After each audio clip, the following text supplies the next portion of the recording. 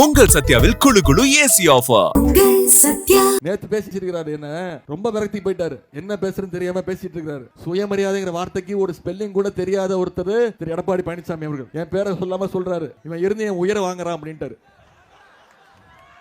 அப்படியே சொல்லிட்டாரு.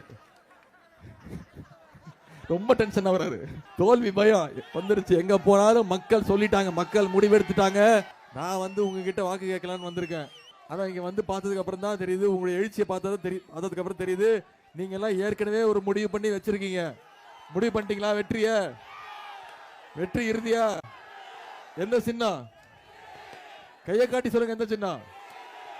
உதயசூரியன் சின்னத்துல வாக்களிச்சு சகோதரர் காசோகா கண்ணன் அவர்களை மிகப்பெரிய வெற்றியை தேடி தரணும். சென்ற சட்டமன்ற தேர்தலில் வெற்றியை கொடுத்தீங்க.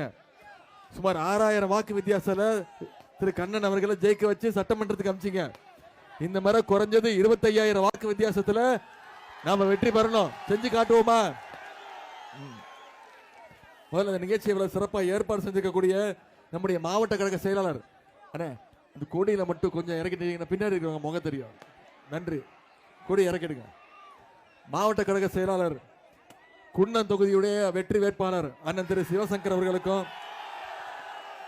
அண்ணன் திரு சுபாஷ் சந்திரசேகர் அவர்களுக்கும், அண்ணன் MP பாலசுப்ரமணியம் அவர்களுக்கும், மாவட்ட துணை செயலாளர் அண்ணன் கணேசன், பொருளாளர் அண்ணன் ராஜேந்திரன், பொதுக்குழு உறுப்பினர்கள் திரு அன்பழகன், பொய்யாமொழி, அதேபோல் இங்க இருக்கக்கூடிய ஒன்றிய நகர பகுதி பேரூர் கழக செயலாளர்கள் கணேசன், மணிமாறன், அண்ணாதுரை, கலியபெருமாள், செந்தில்குமார், முருகன், வேக்கோ, கருணாநிதி, கோபாலகிருஷ்ணன், அல்போன்ஸ், அரியலூர் மாவட்ட இளைஞரணி அமைப்பாளர் சகோதரர் இளையராஜன், மாவட்ட துணை அமைப்பாளர்கள் வீரசிவா, முருகேசன், தமிழ்மாறன், வசந்த பகலவன், குணசீலன், தர்மராஜ், இளைஞரணி உள்ளிட்ட அனைத்து அணிகளுடைய சார்பு அணிகளுடைய நிர்வாகிகள், அதேபோல் நம்முடைய கூட்டணி கட்சி சகோதரர்கள், இந்திய தேசிய காங்கிரஸ், திராவிடர் கழகம், தேசிய முற்போக்கு திராவிட கழகம், இந்திய கம்யூனிஸ்ட் கட்சி, மார்க்சிஸ்ட் கம்யூனிஸ்ட் கட்சி, விடுதலை சிறுத்தைகள், மறுமலர்ச்சி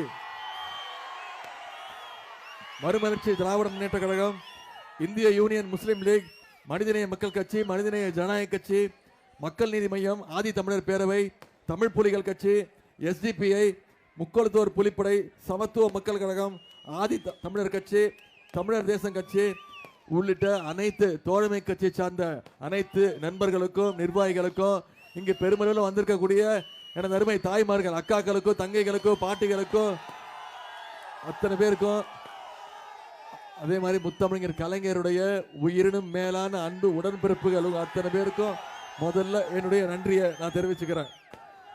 நம்முடைய தலைவர் உங்ககிட்ட ஒரு நல்ல வேட்பாளரை ஒப்படைச்சிருக்கிறாரு. இதே உணர்வோடு, இதே எழுச்சியோடு, இன்னும் 17 நாட்கள் இருக்கு தேர்தலுக்கு.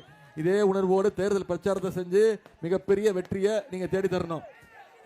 சகோதரர் கண்ணன் இங்க போட்டிடுறாங்க. சகோதரர் கண்ணனை பத்தி நான் உங்களிடத்துல அதிகம் பேச விரும்பல, சொல்ல விரும்பல. ஏன்னா உங்களுக்கு எல்லாருக்குமே அறிமுகமானவர் சகோதரர் கண்ணன் அவர்கள். ரொம்ப எளிமையானவர், மக்களோடு மக்களா எப்போதுமே எதுனாலும் மக்களோடு மக்கள் களத்தில் நிற்கக்கூடியவர். இப்படிப்பட்ட நல்ல வேட்பாளரை தலைவர் உங்களிடத்துல ஒப்படைச்சிருக்கிறாரு. அது மட்டும் இல்ல, இன்னைக்கு தமிழ்நாடு முழுக்க நான் பிரச்சாரம் போயிட்டு இருக்கேன். கிட்டத்தட்ட 35 தொகுதி முடிச்சிருக்கிறேன். 35வது தொகுதியா இன்னைக்கு ஜெயங்கொண்ட வந்திருக்கிறேன். உங்களுக்கு இன்னொன்னு தெரியுமா? நானும் ஒரு வேட்பாளர், தெரியுமா? நானும் இந்த தேர்தலில் போட்டி போடுறேன், தெரியுமா உங்களுக்கு? நான் அப்பப்போ மறந்துடுறேன். இந்த முறை தலைவர் அவர்கள் எனக்கும் ஒரு வாய்ப்பு கொடுத்துக்கிறார். சேப்பாக்க திருவல்லிக்கேணி தொகுதியில், சென்னையில் இருக்கக்கூடிய சேப்பாக்க திருவல்லிக்கேணி தொகுதியில் நானும் போட்டி போடுறேன். ஆனா நான் தொகுதிக்கு ஒரே ஒரு நாள் தான் பிரச்சாரத்துக்கு போயிருக்கேன். வாக்கு கேட்டு ஒரே ஒரு நாள் தான் போயிருக்கேன். நான் என் தொகுதியை விட்டுட்டு எங்க ஜெயங்கொண்ட வந்திருக்கேன். சகோதரர் கண்ணனுக்கு வாக்கு கேட்கிறேன். ஏன் வெற்றியை விட சகோதரர் கண்ணனுடைய வெற்றி மிக மிக முக்கியமான வெற்றி. என் வெற்றியை விட அதிகமான வெற்றியில அவர் ஜெயிக்கணும். ஜெயிச்சு காட்டுவீங்களா? இன்னைக்கு மீண்டும் மக்களை சந்திக்க வந்திருக்கிறேன். மீண்டும் கண்ணனுக்கு வாய்ப்பு கேட்டு உங்களிடத்துல இன்னொரு வாய்ப்பு கொடுங்கன்னு கேட்க வந்திருக்கேன்.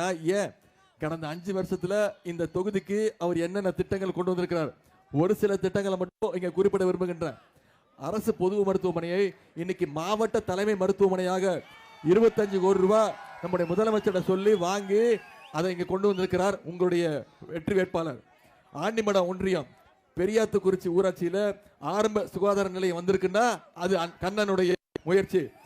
அதே மாதிரி அரசு மருத்துவமனையில அவசர சிகிச்சை பிரிவுக்குன்னு தனியா ஒரு கட்டிடமோ, ஸ்கேன் பிரிவுக்குன்னு தனியா ஒரு கட்டிடமோ அமைப்பதற்கு 4 கோடி ரூபாய் நம்முடைய முதலமைச்சர் சொல்லி தொகுதிக்கு எடுத்து வந்திருக்கிறார். கைத்தறி துறையில ஜெயங்கொண்ட நகராட்சி செங்குந்தபுரத்துல சிறிய அளவில் கைத்தறி பூங்கா அமைக்க 2 கோடி ரூபாய் வாங்கி கொடுத்திருக்கிறார் உங்களுடைய வெற்றி வேட்பாளர் கண்ணன். 17 கோடி ரூபாய் மதிப்பீட்டில் அரசு கலை மற்றும் அறிவியல் கல்லூரி பணிகள், தாப்பழூர் கிழக்கு ஒன்றியத்தில் விலாங்குடி அன்னக்காரன்பேட்டை சாலை தரத்தை மேம்பாடு செய்யும் பணிகள் இப்போ நடைபெற்று வருகிறது. இந்த திட்டங்கள்லாம் 5 வருஷத்துல இன்னும் பல திட்டங்கள் செஞ்சு கொடுத்திருக்கிறோம். ஒரு முக்கியமான செய்தி, ஜெயங்கொண்டம் நிலக்கதுக்கு சுமார் 30 வருஷத்துக்கு முன்னாடி இந்த தொகுதியில சுமார் 8000 ஏக்கர் நிலம் எடுக்கப்பட்டுச்சு, கையகப்படுத்தப்பட்டுச்சு. 2021 தேர்தல் அப்போ திமுக ஆட்சிக்கு வந்தா இந்த நிலங்களை எல்லாம் அவருடைய உரிமையாளர்களுக்கு திருப்பி கொடுப்போம்னு நம்மளோட வாக்குறுதி சொன்னோம். நான் 2021 இங்க வந்து தேர்தல் வாக்குறுதி பிரச்சாரம் பண்ணும்போது நான் அந்த வாக்குறுதியை உங்ககிட்ட கொடுத்தேன். 2021 ஆட்சிக்கு வந்தோன்னே அந்த வாக்குறுதியை 2022 நிறைவேற்றின ஆட்சி தான் நம்முடைய திராவிட மாடல் ஆட்சி. அதற்கு முழு காரணமாக இருந்தவர் உங்களுடைய சட்டமன்ற வேட்பாளர் திரு கண்ணன் அவர்கள். இன்னைக்கு 11 கிராமங்களை சேர்ந்த மக்களுக்கு அவங்களோட நிலங்களை திருப்பி கிடைச்சிருக்கு அப்படின்னா அதை செஞ்சு காட்டியவர் உங்களுடைய வெற்றி வேட்பாளர் திரு கண்ணன் அவர்கள். அதை முடிச்சு கொடுத்தவர் நம்முடைய முதலமைச்சர் அவர்கள். போன தடவை நான் சொன்னதுன்னா இந்த வரை நிறைவேற்றி கொடுத்துருக்கிறோம், ஆட்சிக்கு வந்தோடனே நிறைவேற்றி கொடுத்துருக்கோம். இப்போ சில திட்டங்கள் சில கோரிக்கைகளை வச்சிருக்கிறாரு. அவர் என்ன சொன்னாரு, நீங்க தான் ஆட்சிக்கு வர போறோம், நம்முடைய முதலமைச்சர் தான் மீண்டும் முதலமைச்சர் பொறுப்புல உட்கார போறாரு, மீண்டும் திமுக ஆட்சி அமைய போது உறுதி, எனக்கு இன்னும் சில திட்டங்களை கோரிக்கைகள் வைக்கிறேன்னு கோரிக்கை கொடுத்திருக்கிறார். என்ன கோரிக்கை? ஜெயங்கொண்டம் தொகுதியில கல்லாத்தூர் ஊராட்சி வித்தியார் வெட்டு முதல் மீன் சுருட்டி வரை, விருத்தாச்சலம் மெயின் ரோடு முதல் ராங்கியம் வரை, வல்லக்குறிச்சி முதல் ராமபுரம் வரைக்கும் சாலை பணிகள் அமைக்க வேண்டும். ஓலையூர் முதல் கிளிமங்கலம் வரைக்கும் இணைப்பு சாலை வேண்டும். வானதிரையான்பட்டினம் ஊராட்சியில வேளாண்மை கூட்டுறவு கடன் சங்கம் அமைக்க வேண்டும். கங்கை கொண்ட சோழபுரம் ஊராட்சியில ஒரு ஆரம்ப சுகாதார நிலையம், வரதராஜன்பேட்டை, பேரூர், ஜெயங்கொண்டம் நகரம் உள்ளிட்ட இடங்கள்ல தேவையான பகுதிகளில் கழிவுநீர் கால்வாய் பணிகள் அமைக்க வேண்டும். தெற்கு ஒன்றியத்திற்கு ஆண்டிபடம் தெற்கு ஒன்றியத்திற்கு உட்பட்ட கூவத்தூர் ஊராட்சியில ஒரு பாலம் அமைக்க வேண்டும். ஐயூர் ஊராட்சியில மயான சாலையில குறுகிய பாலம் அமைக்க வேண்டும். மருத்துவமனை, கால்நடை மருத்துவமனை வரதராஜன்பேட்டை பேரூர்ல ஒரு கால்நடை மருத்துவமனை, ஆண்டிமடம் ஒன்றியம் கூவத்தூர்ல தொழிற்பயிற்சி நிலையம், அணைக்கூடம், சோழமாதேவி, கோடாலி கருப்பூர் ஆகிய ஊர்ல ஒரு வழி தடத்திலிருந்து அனைத்தையும் 2-வே சாலை ஆக்க வேண்டும். 2 வழி இருவழி சாலையா அகலப்படுத்த வேண்டும். பொன்னேரியை தூர்வாரும் பணிகள் நடைபெறணும். தொல்லியல் துறை சார்பாக மாளிகை மேடு அகழ்வாராய்ச்சி அருங்காட்சியகம் அமைப்பதற்கு 23 கோடி ரூபாய் நிதி ஒதுக்கீடு வேணும். தாப்பழூர் மற்றும் ஆண்டிமடத்தில் ஒரு தீயணைப்பு நிலையம் அமைத்து தர வேண்டும். இப்படி பல்வேறு கோரிக்கைகளை உங்களுடைய வேட்பாளர் நடத்த வச்சிருக்கிறாரு. நான் உங்க இடத்துல ஒரு வாக்குறுதி கொடுக்கிறேன், நீங்க எனக்கு ஒரு வாக்குறுதி கொடுக்கணும். கண்ணன் அவர்களை குறைஞ்சது 25,000 வாக்கு வித்தியாசத்தில் ஜெயிக்க வச்சு சட்டமன்றத்துக்கு அனுப்புவீங்களா? நீங்க அனுப்பிச்சீங்கன்னா நான் நிச்சயம் நீங்க கேட்டிருக்கக்கூடிய வாக்குறுதி கோரிக்கை அத்தனையும் நிறைவேற்றி கொடுக்கறதுக்கு நான் பொறுப்பு. திமுக கார ஏதோ தேர்தல் வரவும் கிடையாது, என்னைக்குமே மக்களோட மக்களா நின்று மக்களோட பிரச்சனையை பேசுறவன் திமுக கார. அந்த உரிமையோட கேட்கிறேன். இன்னைக்கு நான் ஒவ்வொரு தொகுதியா போறேன். நம்முடைய தலைவர் பேசி முடிச்சுட்டு செல்ஃபி எடுத்துக்கிறாரு. நான் ஒவ்வொரு தொகுதியா போய் மக்களை சந்திக்கிறேன். தலைவர் ஒவ்வொரு தொகுதியா போய் மக்களை சந்திச்சு திமுக வாக்கு சேகரிச்சுட்டு இருக்கிறோம். எந்த தைரியத்தில் போறோம்? மக்களுக்கு போன சட்டமன்ற தேர்தல் போது நாம சொன்ன வாக்குறுதிகளை காப்பாத்தி இருக்கிறோம், செஞ்சு கொடுத்துருக்கிறோங்கிற நம்பிக்கையில இன்னைக்கு மக்களை சந்திக்க போறோம். ஒரு சில திட்டங்களை மட்டும் இங்க நினைவுபடுத்த விரும்புறேன். போன சட்டமன்ற தேர்தல் போது நாம சொன்ன முதல் வாக்குறுதி என்ன? பெண்களுக்கு மகளிருக்கு கட்டணமில்லா பேருந்து திட்டம், விடியல் பயண திட்டம் சொன்னோம். நம்முடைய தலைவர் முதலமைச்சர் பொறுப்புல உட்கார்ந்த முதல் கையெழுத்து மகளிருக்கு கட்டணமில்லா பேருந்து திட்டத்தை அமல்படுத்தணும். இன்னைக்கு மகளிர் ஒவ்வொருத்தரும் 900 ரூபாயில இருந்து 1000 ரூபாய் வரைக்கும் மாசம் இந்த கட்டணமில்லா பேருந்து திட்டத்தில் சேமிச்சுட்டு வராங்க. கல்வி முக்கியம், குழந்தைங்க பள்ளிக்கூடத்துக்கு வந்து படிக்கணும்னு இன்னைக்கு முதலமைச்சர் காலை உணவு திட்டம் செயல்படுத்தி இருக்கிறோம். பசங்க ஸ்கூலுக்கு வரும்போது வெறும் வயிற்றுல படிக்கக்கூடாது, பசி 1ஆம் வகுப்புல இருந்து 5ஆம் வகுப்பு வரை படிக்கக்கூடிய அனைத்து குழந்தைங்களுக்கும் இன்னைக்கு தரமான காலை உணவு நம்முடைய முதலமைச்சர், நம்முடைய திராவிட மாடல் அரசு கொடுத்திருக்கு. பள்ளிக்கூடத்துக்கு வர வச்சுட்டோம், காலேஜுக்கு வர வைக்கணும்னு இன்னைக்கு கல்வி ஊக்கத்தொகை அரசு பள்ளியில படிச்சு எந்த காலேஜுக்கு போய் படிக்க போனாலும் ஒவ்வொரு மாசமும் 1000 ரூபாய் ஊக்கத்தொகை, கல்வி ஊக்கத்தொகை நம்முடைய முதலமைச்சர் கொடுத்திருக்கிறாரு. 13 லட்சம் மாணவ மாணவிகள் இதுல பயன்பெற்றிருக்கிறாங்க. இப்படி பல்வேறு திட்டங்களை நிறைவேற்றிருக்கிறோம். இப்ப சமீபத்தில் 2 மாசத்துக்கு முன்னாடி 10 லட்சம் கல்லூரி மாணவ மாணவிகளுக்கு இலவச லேப்டாப் திட்டத்தை அறிவிச்சு ஒரே மாசத்துல 10 லட்சம் மாணவ மாணவிகளுக்கு லேப்டாப் கொடுத்திருக்கிறோம். அதே மாதிரி முக்கியமான வாக்குறுதி, போன சட்டமன்ற தேர்தலில் நாம சொன்ன வாக்குறுதி, கலைஞர் மகளிர் உரிமை தொகை திட்டம். இன்னைக்கு கடந்த 3 வருஷமா 1,31,00,000 மகளிருக்கு மாசம் 1000 ரூபாய் மகளிர் உரிமை தொகை நம்முடைய முதலமைச்சர் கொடுத்திருக்கிறாங்க. இப்போ அந்த திட்டத்தை எப்படியாவது நிப்பாட்டணும்னு அதிமுகவும் பாஜகவும் திட்டம் போட்டாங்க. தேர்தலை காரணம் காட்டி நிப்பாட்டுவோம் அப்படின்னு முயற்சி பண்ணாங்க. ஆனா நம்முடைய தலைவர் என்ன பண்ணாரு? பிப்ரவரி மாசம், மார்ச் மாசம், ஏப்ரல் மாசம் 3 மாசத்துக்கு சேர்த்து 3000, கோடை கால சிறப்பு நிதி 2000, 5000 ரூபாய் 1,31,00,000 குடும்பங்களுக்கு ஒரே பேமெண்ட்ல நம்முடைய முதலமைச்சர் அவர்கள் அனுப்பிச்சாரு. காலைல 6:30 மணிக்கு 1,31,00,000 மகளிரோட பேங்க் அக்கவுண்ட்ல 5000 ரூபாய் நம்முடைய முதலமைச்சர் அவர்கள் வரவு வச்சாங்க. 6:30 மணிக்கு முதலமைச்சர் கொடுத்தாரு. 9 மணிக்கு மகளிர்லாம் போய் பேங்க்ல பணத்தை எடுத்துட்டாங்க. ஏன்? அந்த அளவுக்கு மோடி அரசு மேல நம்பிக்கை. பேங்க்ல மினிமம் பேலன்ஸ் இல்லைன்னு சொல்லி இந்த பணத்தையும் மோடி உருவிட போறாருன்னு நம்முடைய மகளிர் போய் அந்த பணத்தை எடுத்தாங்க. இப்போ நம்முடைய தலைவர் வாக்குறுதி கொடுத்திருக்கிறார். என்ன வாக்குறுதி? மீண்டும் திராவிட மாடல் 2.2 ஆட்சி அமைஞ்சோன்னு மகளிர் உரிமை தொகை 1000 இல்ல, உயர்த்தி 2000 ரூபாய் தரேன்னு வாக்குறுதி கொடுத்திருக்கிறோம். காலை உணவு திட்டம் 5ஆம் வகுப்பு வரைக்கும் இல்ல, 8ஆம் வகுப்பு வரைக்கும் காலை உணவு திட்டம் செயல்படுத்தப்படும். கல்வி உதவித்தொகை 1000 ரூபாய் இல்ல, 1500 ஆக மாசம் மாசம் கல்வி உதவித்தொகை 1500 கொடுப்பேன்னு வாக்குறுதி கொடுத்திருக்கிறோம். ஓஏபி முதியோர் உதவித்தொகை 1200 இல்ல, 2000 ரூபாய் உயர்த்தி கொடுப்பேன்னு முதலமைச்சர் வாக்குறுதி கொடுத்திருக்கிறார். அடுத்த 5 வருஷத்துல அனைத்து கல்லூரி மாணவ மாணவிகளுக்கும் லேப்டாப், இலவச லேப்டாப் திட்டம் வழங்கப்படும்னு வாக்குறுதி கொடுத்திருக்கிறோம். அடுத்த 5 வருஷத்துல 10 லட்சம் கலைஞர் கனவு இல்லம் கட்டப்பட்டு யார் யாருக்கெல்லாம் வீடு இல்லையோ அவங்களுக்கெல்லாம் கலைஞர் கனவு இல்ல திட்டம் செயல்படுத்தப்படும் வாக்குறுதி கொடுத்திருக்கிறோம். முக்கியமான வாக்குறுதி உங்க அத்தனை பேருக்கு தெரிஞ்சிருக்கும். ஏற்கனவே நம்முடைய ஆட்சி அமைஞ்சோன்னு நம்முடைய முதலமைச்சர் அனைத்து மகளிருக்கும் 8000 ரூபாய் மதிப்புள்ள ஒரு கூப்பன் கொடுத்துருவோம்.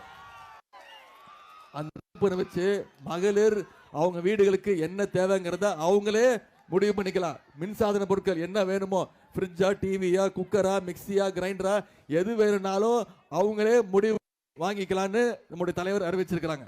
இந்த திட்டத்தை எல்லாம் செயல்படுத்தணும்னா மீண்டும் திராவிட முன்னேற்ற கழக அரசு, நம்முடைய 2.2 அரசு அமையணும். நான் இப்போ இவ்வளவு நேரம் எவ்வளவு திட்டங்கள் பண்ணியிருக்கிறோம், இந்த 5 வருஷத்துல என்னென்ன திட்டங்களை சொல்லியிருக்கோம், என்ன வாக்குறுதி கொடுத்தோம், என்ன நிறைவேற்றிருக்கோங்கிறத சொன்னேன். ஆட்சிக்கு வந்தா என்ன பண்ணுறதையும் சொல்லிட்டேன். இவ்வளவு திட்டங்களை நம்முடைய முதலமைச்சர் செஞ்சதுனால தான் இன்னைக்கு இந்தியாவிலேயே நம்ம தமிழ்நாடு நம்பர் 1 ஸ்டேட். 11.19% வளர்ச்சியோடு இன்னைக்கு இந்தியா வளர்ற மாநிலங்கள்ல நம்பர் 1 ஸ்டேட்டாக நம்முடைய தமிழகம் வந்திருக்கு. நாம இவ்வளவு சாதனைகள் செஞ்சிருக்கிறோம், இவ்வளவு திட்டங்கள் கொடுத்திருக்கிறோம். நீங்க யோசிச்சு பாருங்க, ஒன்றிய பாஜக அரசு தமிழ்நாட்டுக்குன்னு ஏதாவது பண்ணியிருக்காங்களா? நம்ம கேட்கிற நிதியை கொடுக்குறாங்களா? நேத்து ஒன்றிய கல்வி அமைச்சர் திரு தர்மேந்திர பிரதான் சொல்றாரு, தமிழ்நாட்டுக்கு தர வேண்டிய 3500 கோடி தர முடியாது, மும்மொழி கொள்கை ஏத்துக்கணும். மும்மொழி கொள்கைன்னா மீண்டும் தமிழ்நாட்டுக்குள்ள இந்தியை திணிக்கிறதுக்கான முயற்சி தான் புதிய கல்வி கொள்கை. இதெல்லாம் யார் தட்டி கேட்டிருக்கணும்? இதெல்லாம் தட்டி கேட்கக்கூடிய, எழுத்து நிற்கக்கூடிய இந்தியாவிலேயே ஒரே முதலமைச்சர் நம்முடைய முதலமைச்சர், நம்முடைய தலைவர் தான். அதனாலதான் இன்னைக்கு நம்முடைய தலைவர் தொடர்ந்து சொல்றாரு, இந்த சட்டமன்ற தேர்தல் இந்தியா டெல்லி அணியா தமிழ்நாடு அணியா, டெல்லி அணி வெர்சஸ் தமிழ்நாடு அணி. தமிழ்நாட்டுக்கு ஒன்றிய அரசு எதுவும் தர்றதில்ல, நம்ம கேட்கிற நிதி கொடுக்கல. போன பட்ஜெட்ல தமிழ்நாட்டுக்குன்னு எந்த திட்டமும் இல்ல, தமிழ்நாடுங்கிற பேரே இல்ல, தமிழ்நாடுங்கிற வார்த்தையே பட்ஜெட்ல இல்ல. தமிழ்நாடு தொடர்ந்து புறக்கணிக்கிற பாஜகவை தமிழ்நாடு புறக்கணிக்கவா வேணாமா? அதிமுகவை நம்ம டைரக்டா, பாஜகவை டைரக்டா தமிழ்நாட்டுக்குள்ள நாம விடமாட்டோம், நேரடியா விடமாட்டோம்னா உங்களுக்கு தெரியும். அதனாலதான் இன்னைக்கு அதிமுகங்கிற போர்வையை போத்திக்கிட்டு இன்னைக்கு பிஜேபி உள்ள வர பாக்குது. நீங்க ஒவ்வொருத்தரும் இந்த பிரச்சாரத்தை மக்கள்கிட்ட கொண்டு போய் சேருங்க. டெல்லி அணியா வெல்ல போவது, டெல்லி அணியா தமிழ்நாடு அணியாங்கிறத இந்த தேர்தலில் செஞ்சு காட்டுவோம். நான் டெல்லி அணின்னு சொல்றேன், அந்த அணி யார் இருக்கா? மோடியுடைய கூட்டணி யாரு? திரு எடப்பாடி பழனிசாமி அவர்கள். திரு எடப்பாடி பழனிசாமி அவர்கள் தொடர்ந்து என்னை பத்தி தான் பேசிட்டு இருக்காரு. இப்போ எல்லா இடத்துலயும் போய் என்ன தெரியுமா சொல்லியிருக்காரு? அவருக்கு ஒரு பேர் வச்சிருக்கிறேன், உங்களுக்கு தெரிஞ்சிருக்கு, கேள்விப்பட்டிருப்பீங்க. மொரட்டு பக்தர்கள் பார்த்திருப்பீங்கம்மா, சரியா? மொரட்டு தொண்டர்கள் கேள்விப்பட்டிருப்பீங்க, கரெக்டா? மொரட்டு அடிமை பார்த்திருக்கீங்களா? இந்தியாவிலே நம்பர் 1 மோடியோட மொரட்டு அடிமை யாரு? திரு எடப்பாடி பழனிசாமி அவர்கள். கெட்ட வார்த்தையா? உதயநிதி என்னை பத்தி தப்பா கெட்ட வார்த்தை கேட்கிறாரு. கண்டிப்பா அவருக்கு இருக்கிற அனுபவம் எனக்கு கிடையாதுதான். இந்த அனுபவம் எல்லாம் எனக்கு கிடையவே கிடையாது, தெரியுதா? கீழே ஒரு ஆள் படுத்திருக்காரு, யார் தெரியுதா? அது